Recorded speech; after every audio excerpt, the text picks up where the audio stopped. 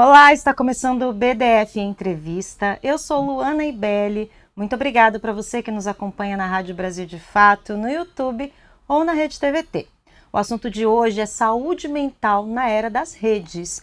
Termos como autista, borderline, narcisista saíram do campo técnico da psicologia e da psiquiatria e acabaram entrando no nosso vocabulário cotidiano. E aí, pessoas expostas na mídia acabam virando alvo de especulações públicas e todo mundo parece ter uma opinião sobre determinado diagnóstico que aquela pessoa possa ter. Mas o que é de fato um diagnóstico? Quem pode fazer essa avaliação? E quais são os limites entre informação, opinião e responsabilidade? Bom, para esse papo está aqui comigo o Felipe José Santaella. Ele é psiquiatra, criador de conteúdo e também consultor. Felipe, seja muito bem-vindo. Obrigada por aceitar o nosso convite. Obrigado, Luana. Obrigado a todo mundo que está escutando aqui a gente. Vamos conversar um pouquinho sobre os diagnósticos e o entendimento dele na nossa sociedade brasileira. Pois é, vamos lá. Então já começo te perguntando, Felipe, no papel de psiquiatra, como que é de fato diagnosticar uma pessoa? Como que é esse processo? Quais são as implicações éticas, né, nessa relação com o paciente para chegar de fato num diagnóstico psiquiátrico que a gente sabe que é uma coisa complexa? Eu acho que tem um ponto muito importante que a gente precisa explicar, que o diagnóstico psiquiátrico é muito diferente de um diagnóstico clínico.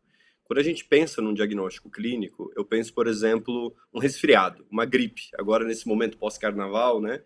Você sabe, por exemplo, que se você se expôs em um determinado ambiente, aquele ambiente tinha alguém doente, aquela doença fez com que você tivesse sintomas físicos, esses sintomas físicos conseguem ser avaliados medicamente. Então, por exemplo, uma pneumonia, você consegue pedir um raio-x, você consegue identificar, às vezes, qual que é o germe que está causando aquilo, e você consegue ter um tratamento específico visando resolver aquele problema. Ou seja, você consegue, de certa maneira, ter uma certeza absoluta do que está acontecendo. Já no diagnóstico psiquiátrico, a gente tem uma diferença muito importante, porque não existe doença mental. O que existe é o transtorno. E por que que a gente tem esse cuidado, né? Tanto é que quando a gente fala a Bíblia dos diagnósticos psiquiátricos, é o DSM. E o DSM fala bem claro que é disorder, que é o transtorno, e não é a doença, o disease. Por que que essa diferença é importante? Porque a gente não tem um marcador 100% exato daquela transtorno mental. Então a gente não consegue identificar algo que está acontecendo e aquele algo específico causa um determinado diagnóstico. Por que que isso é muito importante a gente ter em mente? Porque a partir do momento que a gente tem essa diferença, a gente deixa bem claro que o diagnóstico psiquiátrico ele depende de vários fatores e não só do fator clínico. Ele depende do fator cultural, ele depende do fator contexto histórico e ele depende também da maneira como a gente interpreta aquele sofrimento. Eu gosto de dar um exemplo que é assim, a gente tem uma rotina hoje em dia, quando a gente vê os produtores de conteúdo, de bem-estar e tudo mais, aquela pessoa que acorda às 5 horas da manhã, ela tá correndo, ela faz um monte de coisa. Se a gente pegasse essa mesma pessoa há 200 anos atrás, provavelmente ela estaria internada no manicômio. Porque naquela cultura, naquela sociedade, não fazia sentido ter esse tipo de lifestyle, ter esse tipo de estilo de vida. E é aí que entra um fator fundamental, que é o fator histórico. Então, entender que, além disso, a gente tem elementos de que a história contribui também para a forma de compreender o sofrimento psíquico. Aí você está aí, dado essa contextualizada, como que a gente pensa o diagnóstico psiquiátrico? Hoje em dia as pessoas olham o DSM como se ele fosse o único parâmetro e a única forma de diagnosticar na psiquiatria. E o DSM, ele, na verdade, ele deveria ser um manual cujo papel o profissional tem que olhar criticamente ele. E não o manual servir como a única base para a gente olhar o sofrimento psíquico das pessoas. E aí, o que as pessoas acham? As pessoas acham assim, olha, você tem uma lista de sintomas e você preenche essa lista de sintomas e com essa lista de sintomas você consegue dar um diagnóstico psiquiátrico. Só que, de certa maneira, um grande problema do DSM é que a gente coloca muitas coisas no mesmo patamar. Por exemplo, no DSM você tem transtornos mentais graves, como a esquizofrenia, como a bipolaridade, onde a gente tem marcadores genéticos, e veja, quando eu falo marcadores genéticos, eu não estou falando que a gente tem uma certeza genética, mas a gente tem maior relação, primeiro, entre familiares, né? Então você sabe que filhos de pessoas com transtornos mentais graves têm maior chance de ter transtornos mentais graves. Você sabe, por exemplo, que existem tratamentos que de fato têm maior evidência para o tratar. Só que no mesmo balaio dos diagnósticos, você tem também, por exemplo, o transtorno opositor desafiador, ou o transtorno de conduta, que são coisas que a gente tem menos embasamento científico para colocar no mesmo patamar. Isso faz com que as pessoas se misturem e achem que tudo não tem validade, por um lado, ou por outro, acha que tudo tem o mesmo grau de validade. E aí o que acaba acontecendo é que o diagnóstico psiquiátrico, ele é banalizado nessa forma de ser visto apenas como uma ferramenta de checklist. Como se você estivesse fazendo um mapa astral, e aí nesse mapa astral você vê assim, tem certas características que encaixam, você hipervaloriza essas características que encaixam e você permite que você olhe o diagnóstico apenas dessa forma. Sendo que, na verdade, o ponto principal para a gente olhar o diagnóstico é que ele é o objetivo de ajudar a lidar com uma dificuldade. E não o contrário, não justificar a sua dificuldade.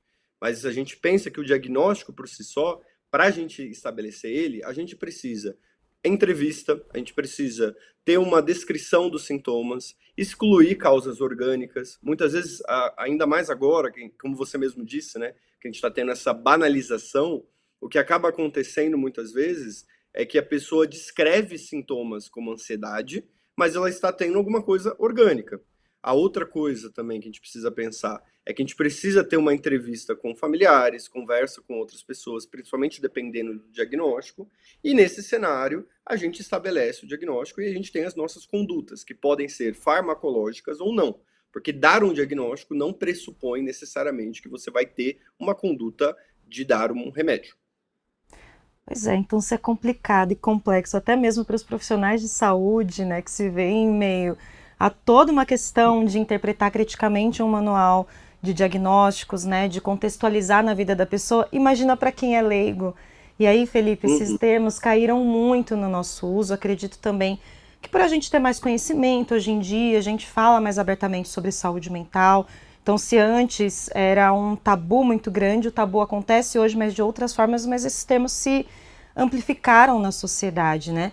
E aí, a gente falando desses casos midiáticos, as pessoas olham e aí já taxam alguém, ou seja, não dá para bater o olho numa pessoa e dizer que ela tem um determinado diagnóstico psiquiátrico, mas isso tem acontecido muito, né? Você observa esse crescimento das pessoas na tentativa de falar mais sobre o assunto, acabarem indo para um outro lado e colocando um rótulo ali numa coisa que a gente não tem como saber.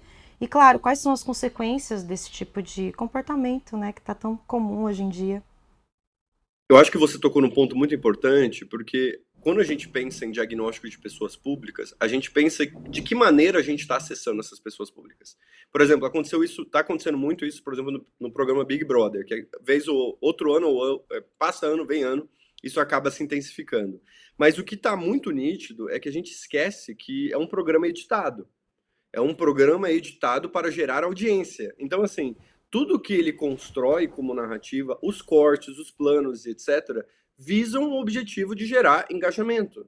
E eles perceberam que esse tipo de engajamento é um engajamento que gera muita circulação. Será que essa pessoa está tendo um surto? Será que essa pessoa tem algum diagnóstico? Será que está acontecendo alguma coisa? Porque é a ideia de você tentar levar ao máximo da exposição, mas também com fragmentos. E aí que a gente precisa pensar que existem duas formas de a gente olhar essa banalização. A primeira delas é que ela é seletiva. A gente fala muito mais sobre determinados diagnósticos. Você não vê as pessoas, por exemplo, nas redes sociais, fazendo chá revelação de diagnósticos de esquizofrenia, de transtorno de personalidade antissocial, de transtorno de personalidade narcisista. Isso não existe. E aí você vai falar para mim, por quê? Porque são diagnósticos que são muito estigmatizantes. Ao contrário de que outros diagnósticos, hoje em dia, eles têm um outro papel social. E aí, de certa maneira, acaba tendo maior vinculação, seja, por exemplo, de associação, seja, por exemplo, de identificação, e seja até, por exemplo, para uma compreensão total dos fenômenos. Então, um exemplo para mim muito nítido é o diagnóstico de TDAH, é o diagnóstico do transtorno do espectro autista, é o diagnóstico de altas habilidades e superdotação, que inclusive não faz parte do DSM, né? Então, ele não é um diagnóstico que tradicionalmente está presente na psiquiatria, mas é algo que está muito presente dentro das redes sociais e, de certa maneira, ele vem justamente com uma tentativa de ser uma explicação totalitária das experiências.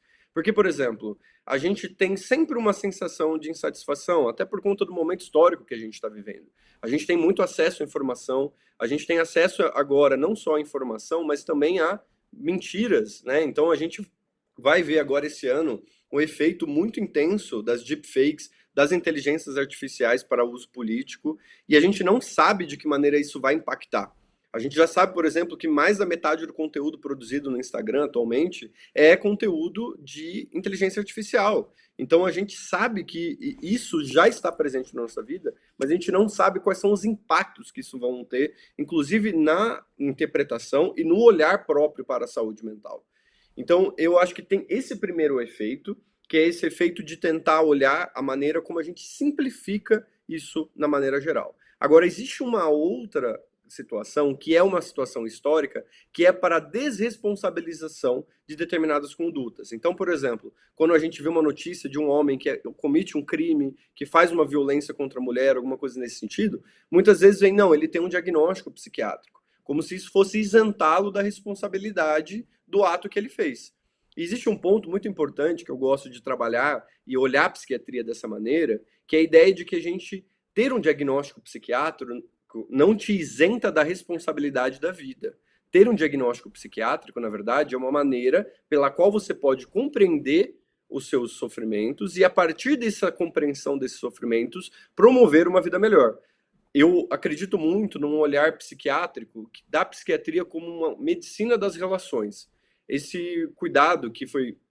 Esse conceito, na verdade, ele foi elaborado pelo professor Thomas Fuchs, na Alemanha, na Universidade de Heidelberg, o qual eu tive a oportunidade de fazer um estágio junto com ele, e é a ideia de que, na verdade, a gente tem um problema de relação. E isso consegue entender, por exemplo, os fatores genéticos, os fatores sociais, os fatores históricos e, principalmente, os fatores que a gente chama dos próprios efeitos diagnósticos, que é o que o Ian Hacking chama de efeito looping. Porque a partir do momento que eu te dou um diagnóstico psiquiátrico, o que você vai interpretar, o que você vai pesquisar sobre esse diagnóstico, vai mudar a maneira como você entende o seu sofrimento e vai mudar a maneira como você sofre. Ou seja, a partir do momento que eu começo a ver conteúdos sobre determinado diagnóstico, e esse conteúdo desse determinado diagnóstico, ele vai moldar a minha experiência, porque as formas como a gente consome conteúdo também mudam a nossa vivência, e isso acaba, de certa maneira, interpretando como uma intensificação dos sintomas, como uma intensificação das vivências. Em outras palavras, o que eu quero dizer com tudo isso? O que está acontecendo é que a gente não pode olhar os diagnósticos, principalmente como ele é produzido e visto nas redes sociais, de uma maneira saudável. Porque muitas vezes o que ele acaba acontecendo é uma simplificação, é um debate que se torna público, questões pessoais, né? Então, a pessoa está num sofrimento psíquico, a pessoa está numa situação delicada. Muitas vezes ela está numa situação de trabalho, né? Ou, por exemplo, ela está num reality show visando ganhar um prêmio, certo? Então, assim, a gente olha uma vivência da pessoa e a gente tenta explicar. E aí, isso é um ponto que é importante a gente olhar. A gente sempre, historicamente, na sociedade, tentou explicar as coisas. A gente criou nomes para as coisas. Não necessariamente esses nomes são corretos, são cientificamente adequados, mas eles sempre estiveram presentes. Agora, o problema está sendo a maneira como a gente olha as nossas identidades nesse momento histórico, no século XXI, e a maneira como isso está impactando na saúde mental de crianças, de adolescentes e principalmente dos adultos. Até porque a gente está falando do Brasil, um país onde tem um dos maiores consumos de tela do mundo e onde é o país com o maior número de produtores de conteúdo do mundo. A gente está falando de mais de 10 milhões de pessoas no Brasil produzem conteúdo nas redes sociais. Então a gente está falando de, assim, são quase 5% da população produzindo conteúdo para a internet, e maioria dela, inclusive, trabalhando de graça, né? Porque nem todos conseguem, de fato, ter um retorno financeiro em relação a isso. E aí o que acaba acontecendo é que os diagnósticos, eles são também maneiras de você ganhar engajamento, certo? Então você vê muitos produtores de conteúdo expondo a sua realidade de sofrimento psíquico, porque sabe que isso gera engajamento. Porque agora, nessa falta de limite entre o público e privado, até o seu sofrimento psíquico, ele precisa ser validado externamente. Até o seu sofrimento psíquico, ele precisa ser exposto através de seeds na biografia do seu perfil. Pois é, né? Existe o aspecto da gente se encontrar com outras pessoas que vivem o mesmo que a gente e, ao mesmo tempo, colocar isso de uma forma que gera algum tipo de lucro, né? Você fica ali, você sabe que mais pessoas vão falar sobre aquilo. Você sabe que eu criei muito tempo, né, conteúdo sobre isso e me intrigava justamente essa questão, porque se eu tô deprimida é muito difícil para mim criar alguma coisa, né? Então é muito complexo. E aí, Felipe, eu queria, para além das pessoas que vivem isso e falam sobre isso, me intriga muito também o papel do profissional de saúde. Tenho percebido um movimento de psicólogos, psiquiatras, que são grandes criadores de conteúdo, na verdade são os maiores criadores de conteúdo falando sobre isso, né? Se a gente for ver em número de seguidores, psiquiatras, psicólogos são os principais em números, né? E até em monetização. E é um conteúdo muito banalizado hoje em dia. Você liga a uma rádio, tem lá o psicólogo, psiquiatra com uma coluna, onde parte do conteúdo dele é diagnosticar pessoas na mídia. E aí eu te pergunto as implicações éticas disso, porque quando a gente pensa numa pessoa que procura um profissional de saúde mental para falar de um sofrimento, para talvez saber se tem algo ou não, né, algum transtorno ou não, existe uma relação de confiança entre paciente e profissional. E aí, de repente, esse profissional está numa plataforma midiática falando de alguém que não deu essa permissão, que não deu essa autorização e banalizando também, né, com um argumento de autoridade. Como você observa esse movimento? Quais são as implicações éticas de profissionais de saúde mental que estão nas redes sociais falando e diagnosticando pessoas que não deram a autorização para isso? Quais são os impactos na sociedade também quando a gente fala desse debate? Nossa, você tocou num tópico muito sensível para mim, né? Atualmente eu estou trabalhando como consultor externo no DESMAD, no Departamento de Saúde Mental, Álcool e Outras Drogas, no Ministério da Saúde, e a gente fez agora, em fevereiro, um evento sobre justamente conversar sobre a comunicação e a saúde mental no campo digital, justamente com profissionais das áreas psiquiátricas e psicólogos, também professores acadêmicos, para a gente pensar esse fenômeno que está sendo muito curioso no nosso país, que é a questão da maneira como os profissionais têm, de fato, engajado nas redes sociais. A gente tem várias camadas para olhar isso. Primeiro delas, eu olho a camada mais... a primeira camada, que seria o próprio profissional.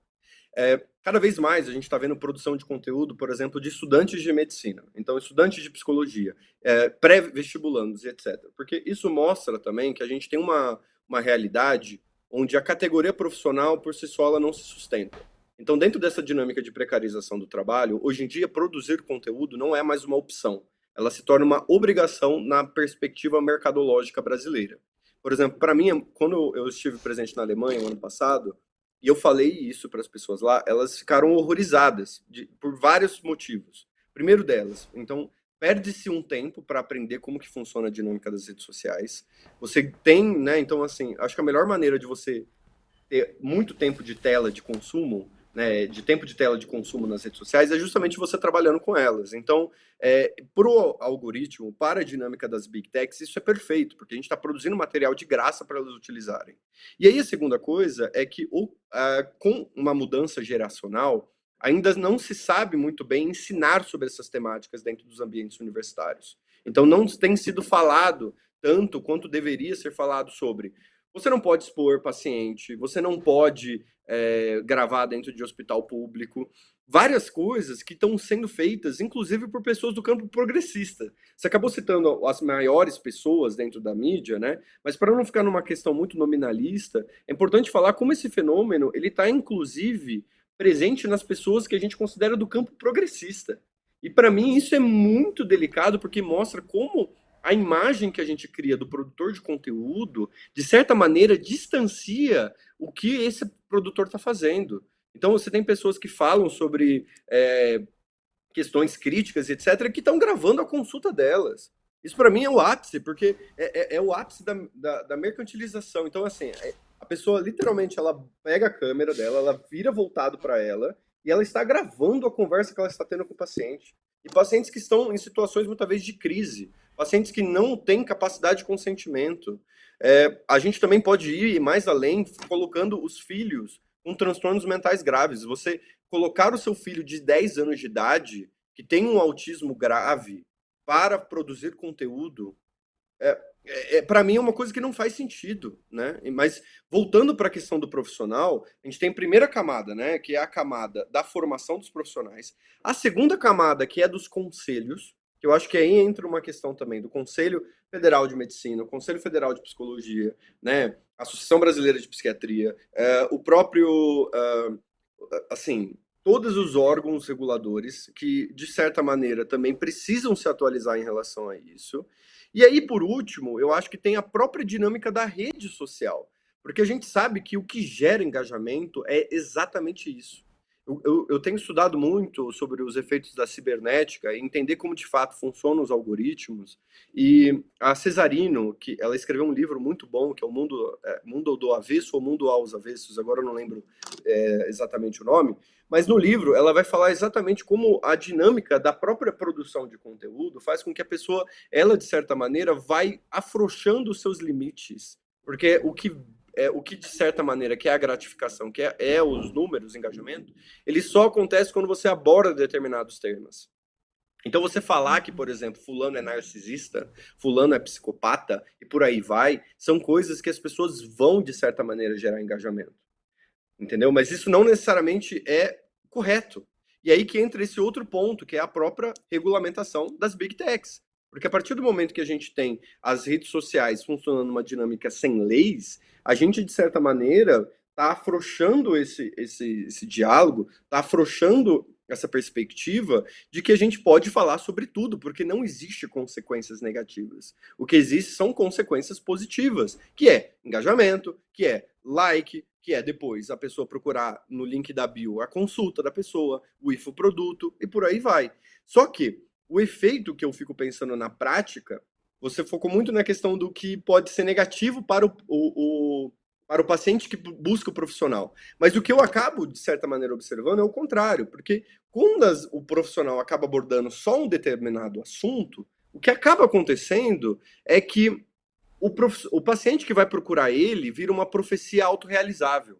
Então ele já identifica com aquela produção de conteúdo, e ela então vira um cara, é um prego de um martelo só. Então você aprende que, de certa maneira, a pessoa entende o sofrimento dela daquela forma e ela vai para uma pessoa que muitas vezes é um dito profissional, né? Então, assim, eu gosto de sempre falar, né, que assim, a gente precisa, para ser psiquiatra, você tem que ter um RQE. Para você ter um curso, para você ser psicólogo, você precisa ter um código do CRP. Então, assim, você precisa, de certa maneira, estar inserido dentro desses ambientes para você, de certa maneira, poder lidar com elas. Mas o que a gente está vendo é que não só a gente tem profissionais que têm RM, que têm CRP, que tem RQE, que é o código, o registro, né, de especialista, mas a gente também tem pessoas que não são especialistas, que são coaches e por aí vai, que têm indo justamente por um discurso muito moral.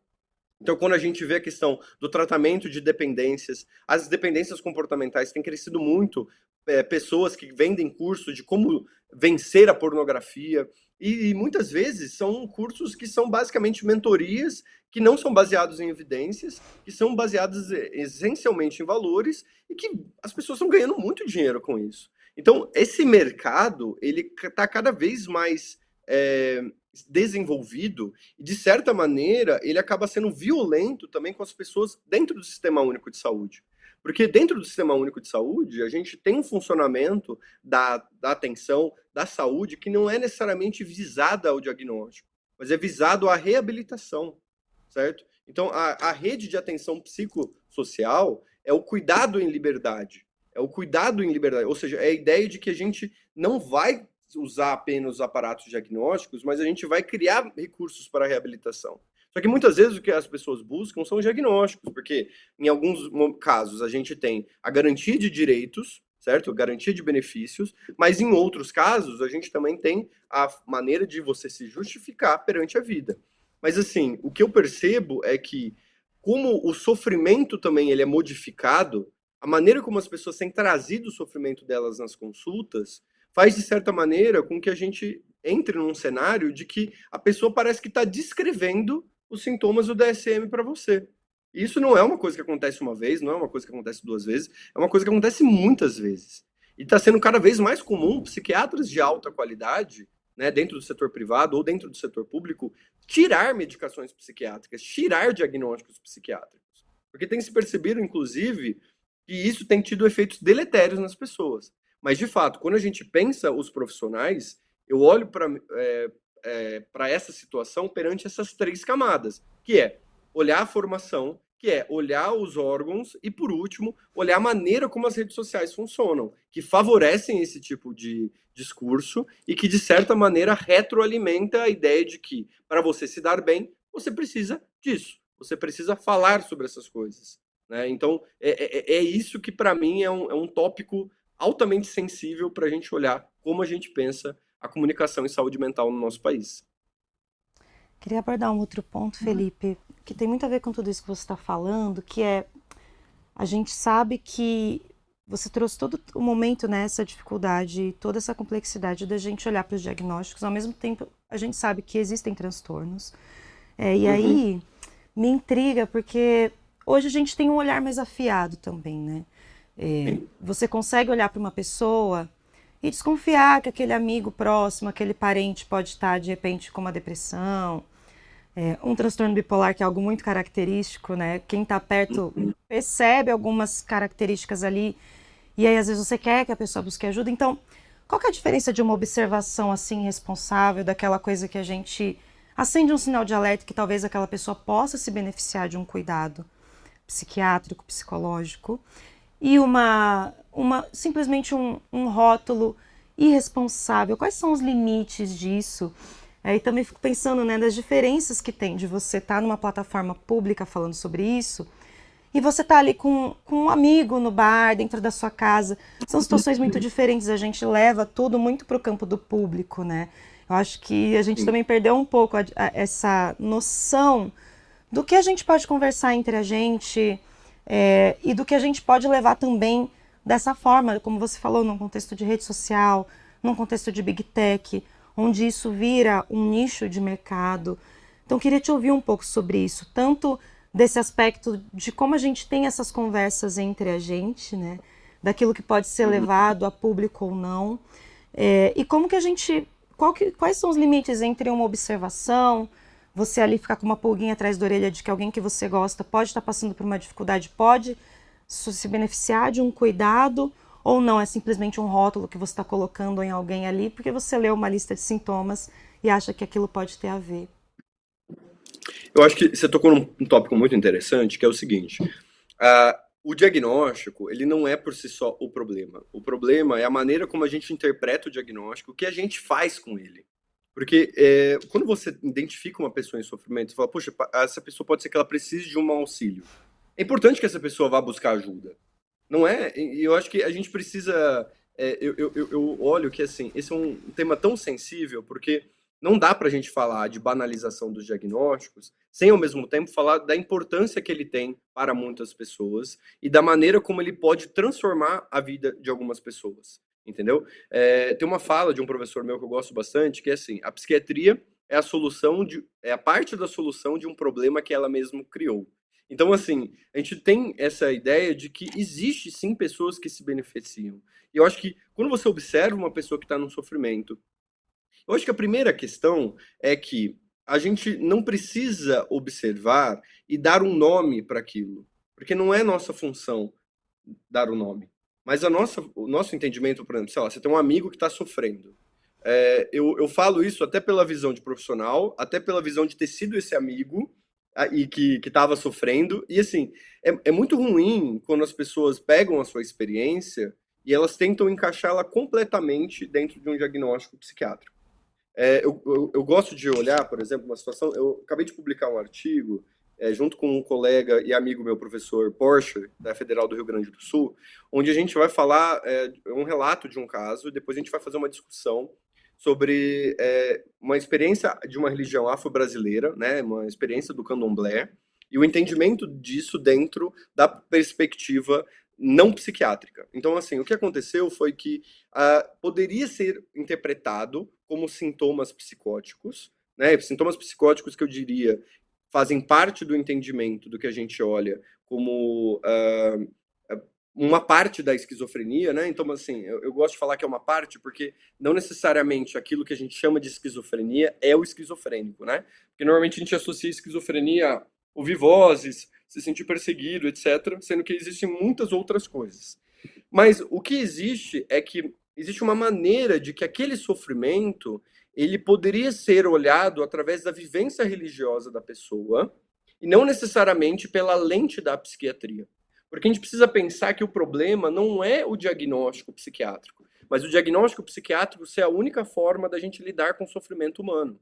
E a gente interpretar o sofrimento humano como sinônimo de diagnóstico. Sendo que existem outras questões, outros aspectos da nossa vida que geram sofrimentos e isso não necessariamente tem a ver com diagnóstico. Eu gosto muito, por exemplo, de a gente pensar num conceito que é o conceito da eco-ansiedade. Essa ansiedade que a gente está vendo de um planeta que está em situação caótica. Né? A gente está lidando justamente com um planeta que o desmatamento está acontecendo. A gente teve uma invasão de um país soberano há menos de 2 meses atrás, entendeu? Então, assim, imagina, a gente tem acesso a essas informações e, de certa maneira, como elas moldam as nossas vivências. E não necessariamente isso é um transtorno de ansiedade generalizado, entendeu? Então, eu acho que a gente tem uma ideia de que a gente transformou todo o sofrimento numa visão de diagnóstico, quando, na realidade, existem outras maneiras. Isso quer dizer que buscar um diagnóstico é um problema? Não. É uma maneira de você lidar com, como eu falei, né? Se a psiquiatria é uma medicina relacional e você está tendo uma questão de relação com o mundo, então existem recursos que podem te auxiliar. E esses recursos podem ser farmacológicos ou não. Uma das coisas que eu mais oriento para os pacientes, principalmente seja na clínica privada, seja na clínica pública, é a importância das atividades coletivas. As pessoas estão cada vez mais trabalhando isoladas. Então, o trabalho terceirizado, o trabalho através dentro da aplicativos, né? O que o Galo falou há 4 anos atrás, da uberização, né? Que ele falou exatamente isso, que da mesma maneira que a gente tem os entregadores, a gente tem os Ubers e por aí vai, isso está acontecendo com todas as outras categorias profissionais. A gente tem hoje em dia os aplicativos de consultas médicas que funcionam da mesma dinâmica. A gente tem arquitetos que funcionam na mesma dinâmica. A gente tem design gráfico que funciona na mesma dinâmica. As plataformas de redes sociais funcionam na mesma dinâmica. E isso, de certa maneira, faz com que a gente olhe a situação e pense: poxa, a pessoa está cada vez mais isolada. Ela está isolada dentro do trabalho dela, mas ao mesmo tempo ela está conectada, observando a vida de outras pessoas, mas ela não está participando de atividades coletivas, ela não está engajada dentro da comunidade dela. Pode ser dentro do prédio dela, pode ser dentro da associação do bairro, pode ser dentro de um movimento social, pode ser dentro de órgãos legislativos, o Conselho Municipal de Saúde, tudo, porque a gente perde esse senso de coletividade. E aí a questão é que se a gente olha o sofrimento apenas como esse sinônimo, aí que a gente vê um problema. Mas isso quer dizer que buscar auxílio é um problema? Não, pelo contrário. O que a gente pode é usar esse auxílio como um ponto de início, não como um ponto de chegada e um ponto de satisfação. O diagnóstico psiquiátrico, no final do dia, ele é uma maneira que a gente pode usar para entender certas coisas que estão acontecendo com a gente, mas não justificar a nossa postura. A ideia é, se é um problema relacional, é uma questão que tem a ver com o outro, mas tem a ver comigo também. Porque não dá para falar assim, eu sou mal educado porque eu sou TDAH. Eu sou mal educado porque eu sou de gêmeos. Entendeu? Então, é a mesma semântica. Então, assim, no final do dia, o que para mim, eu acho que é o mais importante é a gente olhar que buscar o auxílio não é um problema por si só, mas é a maneira que eu interpreto esse auxílio na minha vida. Porque se eu uso ela para me justificar, e aí que eu acho que é um ponto muito importante, né, para a gente conversar, que também é o seguinte: o diagnóstico psiquiátrico, ele é o ápice da alienação política. Eu estou falando isso da extrema direita e eu estou falando isso da esquerda radical.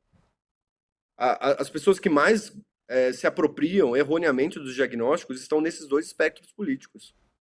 Eu estou falando isso porque, de certa maneira, a gente cada vez menos, principalmente no Brasil, a gente não está tendo um tensionamento político dos diagnósticos. A gente tem trazido eles como verdades universais, sendo que, como eu mesmo disse, eles são construtos e construtos históricos, que têm de fato dados genéticos para alguns diagnósticos, mas não para todos.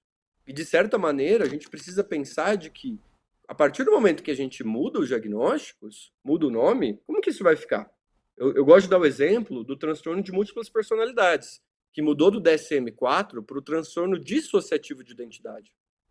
E esse é um transtorno que é muito comum, por exemplo, nos Estados Unidos, onde na década de 90 foi utilizado para, por exemplo, tirar, né, tornar a pessoa inimputável de certos crimes, justamente porque eram múltiplas personalidades. Mas a ideia é que você ter uma dissociação é diferente de você ter uma múltipla personalidade. E na época, a gente está falando de 2013, 2014, existiam já os blogs, e as pessoas que se identificavam com esses diagnósticos, elas começaram a reclamar. Eu fico pensando, quando mudar para o DSM-6, quais são as mudanças que vão acontecer e qual vai ser a repercussão que isso vai ter dentro da vida das pessoas.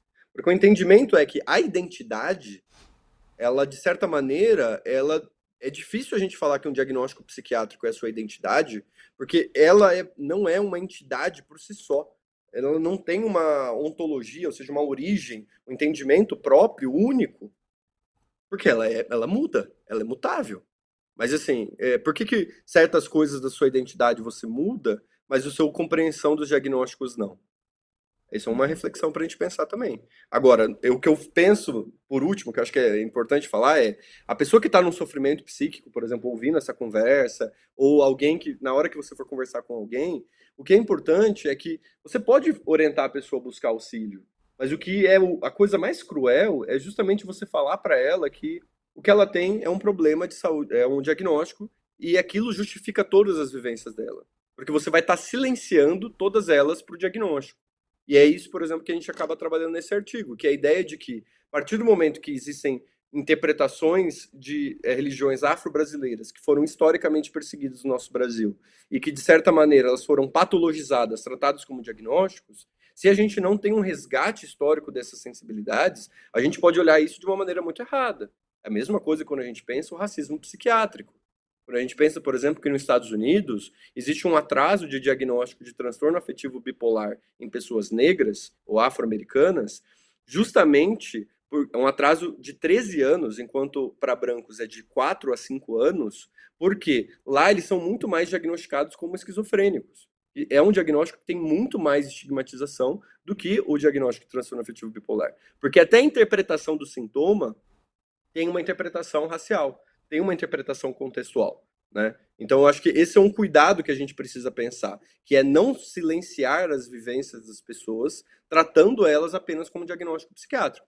O diagnóstico psiquiátrico pode estar em ajudar a gente a ajudar e a entender o que está acontecendo, mas por si só, em muitos cenários, para não dizer quase todos, ela não basta para justificar o sofrimento. Porque duas pessoas com depressão, elas podem ter o mesmo diagnóstico, elas podem estar tomando o mesmo remédio, mas elas podem ter vidas completamente diferentes e sofrimentos totalmente diferentes.